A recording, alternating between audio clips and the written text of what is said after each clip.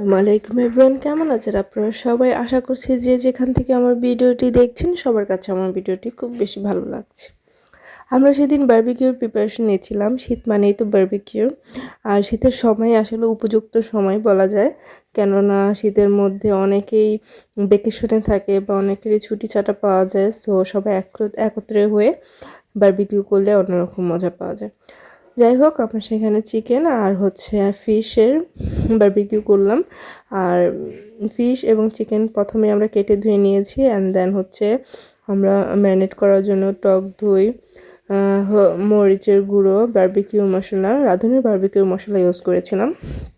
Hand প্রাণের যে barbecue সসটা আছে সেটা ইউজ করেছিলাম, সয়া সস, লবণ, আদা রসুন, সরিষার তেল, সেই সব কিছু দিয়ে ভালো করে মিক্স করে নিয়েছিলাম।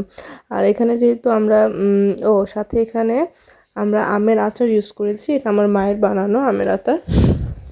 আমার মায়ের হাতের বানানো আমের আচার কিন্তু খুব মজা হয়। সো ওইটাই আমরা এখানে ইউজ করেছি। এটা টক মিষ্টি আচার ছিল। আর আমরা একইভাবে মশলাটা প্রিপারেশন করার পর মাছের জন্য একটু ডিফারেন্স কিছু করেছি। সেটা হচ্ছে এই মশলার সাথে একটু বেশি পরিমাণে লেবু ইউজ করেছিলাম মাছেরটা ইউজ করার জন্য। প্রথমে একসাথে মিক্স করে দেন মাছে এখান থেকে হাফটা পরিমাণ মশলা দিয়ে দেন আমরা লেবু মিক্স করে নিয়েছিলাম। লেবু মিক্স করার ভিডিওটা এখানে আমার ক্লিপটা কোথায় যেন হারিয়ে গেছে, তাই দিতে পারলাম না। আর লেবু মিক্স করলে হয় কি, মাছের যে স্মেল থাকে, বাজে স্মেল যদিও থাকে তাহলে সেটা আর আসবে না। আর এমনিতেও নর্মালি তাজা ফিশ ছিল এটা, সো তাজা ফিশে এরকম স্মেল আসার কথা না। তারপর আমরা কোনো রিস্ক নেইনি, ভালো করে লেবুর রস ইউজ করেছিলাম। চিকেনের মধ্যে তেমন আর লেবুর রস ইউজ করা হয়নি, জাস্ট আমরা যেই মশলাটা প্রিপারেশন করেছি ওইটাই মিক্স করে ম্যারিনেট করে রেখে দিয়েছিলাম।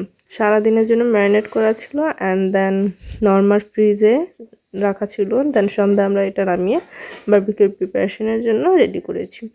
এই তো আমরা সাথে চলে এসেছি। আজকে বারবিকিউতে মোটামুটি আমাদের ফ্যামিলির সবাই ছিল। আমরা সবাই মিলে একসাথেই আজকের এই আয়োজনটা করেছিলাম। এই যে আমার ছোট ভাই, সে খুব সুন্দর করে চিকেনগুলো কয়লার উপরে সাজিয়ে দিচ্ছে। কয়লাটাও কিন্তু খুব ভালোভাবে হিট হয়েছিল, দেখা যাচ্ছিল যে অল্প সময়ের মধ্যে খুব ভালো পরিমাণে হিট পাওয়াতে একটা পাশে একটু পুড়ে পুড়ে যাচ্ছিল। দেন আমার ভাই আবার ওইটার মধ্যে যেই অবশিষ্ট স্পাইসগুলো ছিল ওইগুলোকে ব্রাশ করে দিল। অ্যান্ড দেন আমরা সুইট হিসেবে এটা একটা পুডিং বানিয়েছিলাম, বাট এই পুডিংটা একটু ডিফারেন্ট ওয়েতে বানানো হয়েছে। এটা আমি বানাইনি, আমার ছোট বোন বানিয়েছে। এটাও খেতে বেশ দারুণ হয়েছে। কোনো একদিন ওর কাছ থেকে নিয়ে রেসিপি শেয়ার